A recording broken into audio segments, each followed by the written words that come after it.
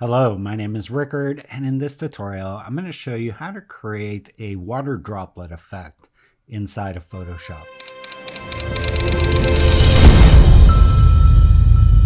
I recently saw this poster for the film Bring Her Back, and I thought it'd be an interesting effect to recreate inside of Photoshop.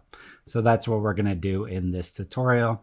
If you want to follow along, I have included all the assets that I use, including 2 custom brushes, in a link in the description of this video. Go ahead, download those, and then let's dive into Photoshop. All right, I'm going to start by creating a new file, and I want this to be 4K. So let's see, probably under film, there should be a 4K preset. And here we go. This looks like a 4K preset. Let's go ahead and under color profile, I'm going to set this to working RGB, and then I'm going to hit create. Perfect. All right, next I want to create a background. So I'm going to go to File, Place Embedded, and in our Assets folder, I'm going to grab this Hans Isaacson photo that I got from Unsplash. I'm going to go ahead and make this as wide as our image here. I'm going to push this up so that I'm just seeing the top of the lamp here, and I'm seeing the frame and this little rope. I kind of like these little elements here in the foreground as well. Okay, so this is our background. The next thing I want to do is I want to pull in our droplets. So let's do File, Place Embedded. And I got this from Texture Labs. It's a great website for textures. He offers them for free, so I would highly suggest checking out that website. It is texturelabs.org. All right, I'm going to go ahead and place this. And the simplicity here is once you have one of these, which is droplets of glass, or sorry, droplets of water on a piece of glass, photographed against a neutral gray background, you now have the ability to set this on linear light. And right away you can see the effect that that is having on this image. It is creating the effect that this is on a glass surface. Now, right now, it looks like there's water dripping on a photograph of a background. And that's because if our eyes were focused on the droplets, we would not be able to also focus on the background. So generally, in a scenario like this, our background is going to be blurry. So let's go ahead and take our background here and go to Filter, Blur, Gaussian Blur. And we want to just make this so that it looks blurry. About realistically would probably be somewhere around there. So let's just make this 65. All right, the next thing I want to do is I want to create some dirt or smudges or grunge on the glass surface on the front. And from that, create kind of the effect that someone inside this room is handwriting on the glass, you know, for us to help them get out. So let's go ahead, and I'm going to go still below my water droplets, because the water droplets are on the outside of the glass, and we're creating the scene on the inside of the glass. So everything we're doing is going to be behind this Texture Labs layer. So let's go File, Place Embedded, and in here I have a Nucly grunge texture. This is from my full texture pack of grunges, which I use in a lot of my composites. So we're going to just make this the size of our composite and set this to screen. And then I'm going to take the opacity down until this is just kind of creating a surface for our glass. So probably around 15%. Okay, next I'm going to go to File, Place Embedded again. And this time I'm going to grab this Nucly concrete. I'm going to go ahead and place that and make it the size of our canvas. And then I'm going to put this on soft light. And there you can see it's transferring that texture nicely onto our glass surface. All right, next I want to take both of these layers and put them in a group. So I'm going to hold down Shift, select them both, and then do Command G on my keyboard, and we're going to call this glass surface. And on this glass surface, I want to print help us. So to do that, I'm just going to go onto my brush tool, add a mask onto our layer group, and then with a black paintbrush, I'm going to right mouse click, and here I'm going to go to my dry media brushes, and I'm going to go ahead and select the second one here.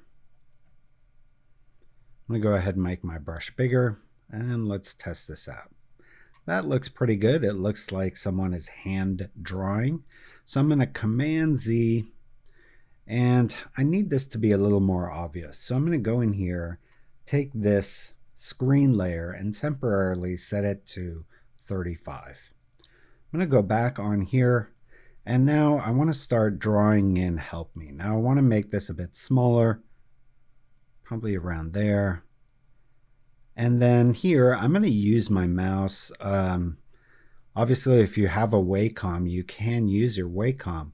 But the idea here is you want this to be kind of hand-drawn and a little bit sloppy. So doing it with a mouse is going to be harder and naturally give you a slightly more sloppy result than doing it with your Wacom.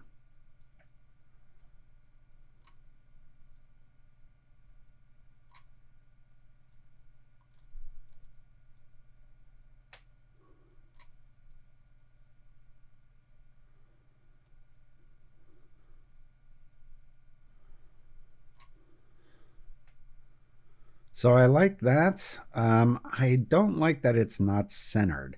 So what I'm going to do is I'm going to unlock the mask from our group, make sure our mask is selected, go to my move tool, and then just move this so that it's centered. And something like that looks good. And then the other thing I want to do is, this looks like there's probably fog on the back side of this glass. What I want to do is make it look like where the finger, put into the fog help us, some water drips coming down from the bottom of these letters. So to do that, I'm going to go ahead and just add a new layer here. I'm going to put it above the group. I'm going to call this water drips. And I'm going to default my colors with D on my keyboard.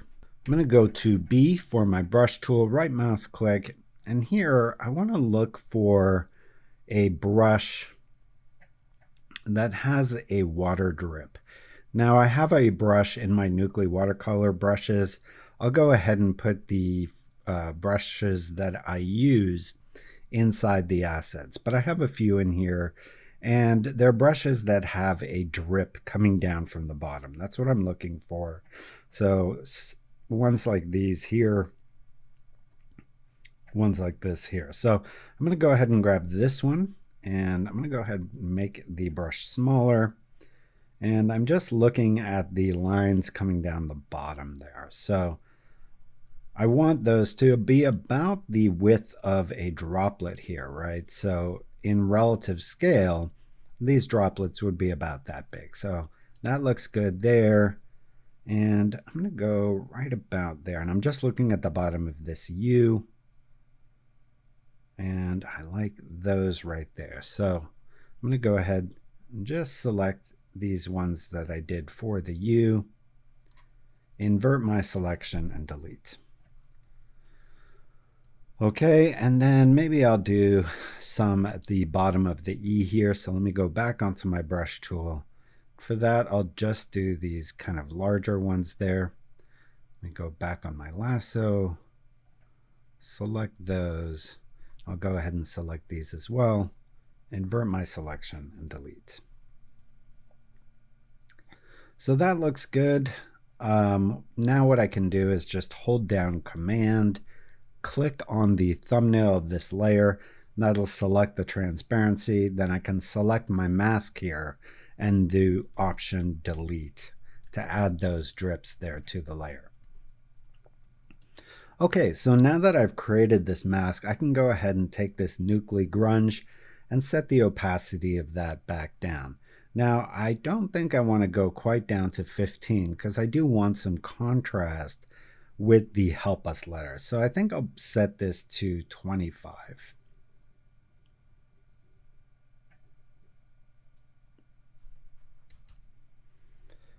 Okay, and then the next thing I want to do is I want to add a handprint here. So this is going to be again on the inside of the glass. So I'll do it above the glass surface here, but below the water drops. So I'm going to do File, Place Embedded, and in the Assets folder I've got this blood handprint. Let's go ahead and place that. And I want to make this a bit smaller so that the tip of the finger there is about the thickness of our letters here. So probably something about there. And I want to turn this so that it's kind of smudging like this. And then let's go ahead and set this to multiply.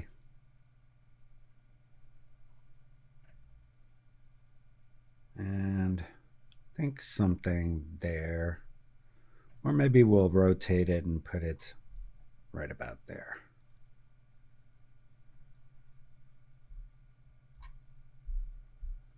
Good, so I'm happy with that. Now I would like for this handprint to stand out a bit.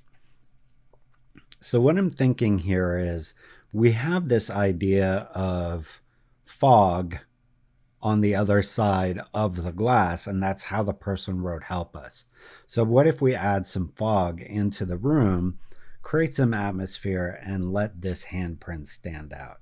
So I'm going to go ahead and go to below my glass surface, add a layer, and we can call this fog. I'm going to go to my brushes, right mouse click, and inside my favorite brushes here, I'm going to go ahead and turn on the brush stroke again. I have some atmosphere brushes. I'm going to select this one here, and I'll go ahead and put this inside the assets for this tutorial. I'm going to Option, select the color here of this background, and then make sure my flow is set to maybe around 40. And then I'm going to start adding some fog in here. I want this fog to be a little darker, so I'm going to select this color in here and then go over this bottom area a little more. And I'm liking that. Now that I've done that, however, I think I can go down further on the opacity here. Maybe down to 20. And then I'm going to take this fog layer and take the opacity on that down just a little as well, to maybe 80%. Okay, last thing is I do want this help us to stand out more, and I also want the droplets to stand out a little more. So I'm going to go ahead and take this linear light layer. I'm going to do Command J, and now it does stand out more. However, the whole background is a little lighter as well, and the whole thing's a little too strong. So I'm going to take this, set it to overlay, which I like what it's doing to the droplets, but it's doing a little too much to the background. So I'm going to go ahead and just add a little mask on here. I'm going to hold down Option as I do this. That way I can just see like a good comparison between left and right here. And then with my layer selected, I'm going to do Command M to bring up a curve. And all I'm going to do here is bring the top of this down until this side matches this side.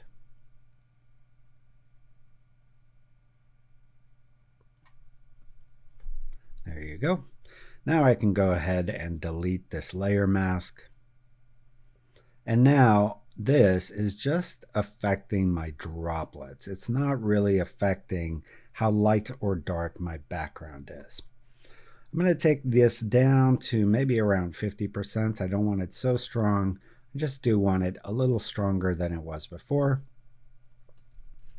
And I think also I want to curve this whole thing and make the help us stand out a little more. So to make the help us stand out a little more, I'm going to do Command and click on the mask thumbnail to select the transparency. I'm going to go ahead and invert this selection, and then I'm going to add a curve.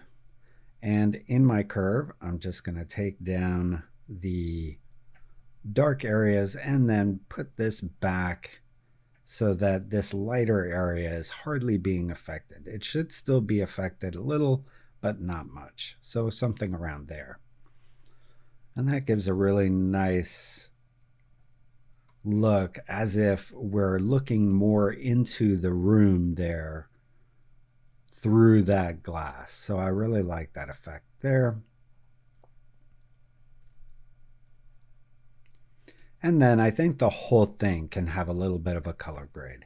So I'm going to go to my curves here, and I want to make my shadows kind of a little more red. So I want to add green and blue.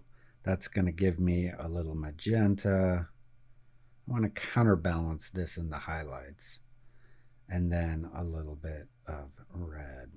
Again, counterbalance this, because I kind of want the highlights to have almost a green color.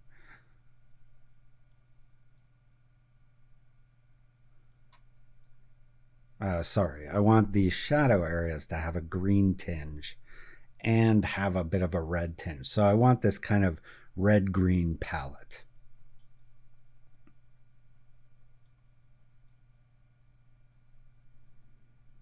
I'm starting to get that there. I like that.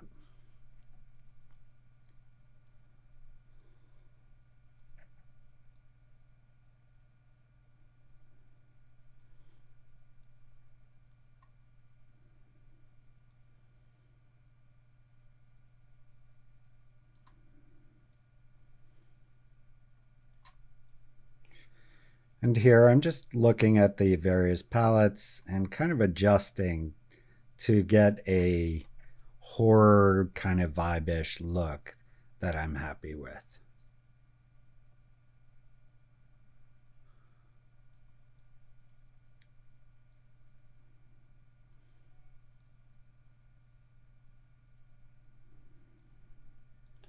And I'm liking that. I do still think I need a little more separation between foreground and background. So I'm going to take this layer back up to maybe 30 there. And with that, I can probably make this S-curve just a little darker as well, to about there. So there you have it. That's how you recreate that effect inside of Photoshop. And hopefully through this project, you learn some tips, tricks, and techniques that you can use in your own projects. Now, if you enjoyed this tutorial, please subscribe to my channel, turn on your notifications, leave a like, leave a comment, share this video, do all that good stuff. And if you want to check out the full set of grunge or concrete or other asset packs that I use in the course of this tutorial, you can check those out at nucly.com. I'll include a link to each of them as well in the description of this video. Otherwise, here's some tutorials that you can check out. I will see you next time.